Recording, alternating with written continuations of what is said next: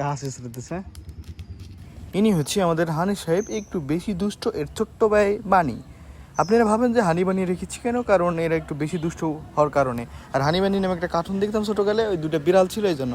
আর দেখেন ওদের গলা হাতাইলে ওরা বেশি খুশি হয়, ঘুম এসে যায়, নাক ডাকে ওরা। বিড়ালের মাথা মেসেজ করলে এবং গলা এখানে দিলে দেখেন চোখ বুঝে আরাম, কি শান্তি। আসলে এদের সুরসুরি লাগে, খুব মজা পায় ওরা। আর ওর ছোট্ট ব্যাগটা আছে, ওটা কিন্তু বেশি দুষ্টু। এই যে একটা আমি নিয়ে আসছি, ওই দেখেন আর একটা কোথায়, সাদা তো খরগোশের বাচ্চার মতন। কুত্তা দেখলে ওই যে কুত্তা দেখলে নেওয়ার জন্য হাঁ করে বসে থাকে। ওই দেখেন ও আবার চলে আসছে, ওই যে আপিসি, ওই যে আম্মা চলে আসছে। কিন্তু এখন একটু বড় হয়েছে তো, ওদেরকে ধরে রাখতে হবে, না বাইরে গেলে কুত্তা নিয়ে যাবে। গাছ উছড়তেছে। ওরে আমরা যখন আনছিলাম ওর বয়সে ঠিক ছিল, কে যেন ফেলাই দিছিল, তখন ধরে নিয়ে আসছিলাম। ওর বাচ্চা আসলে আরও হয়েছিল, বাট অনেকে নিয়ে গেছে। দুইটা আপাতত আমাদের কাছে আছে।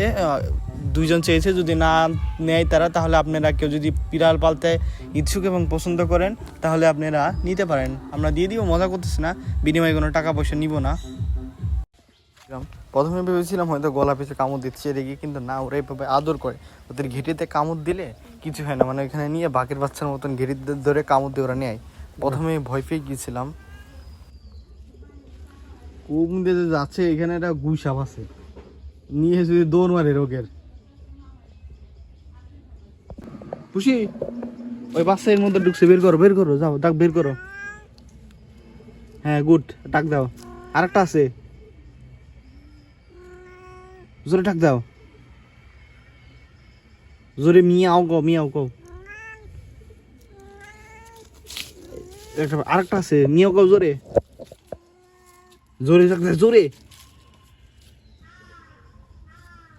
কই গেল রে, ডাক দাও। হ্যাঁ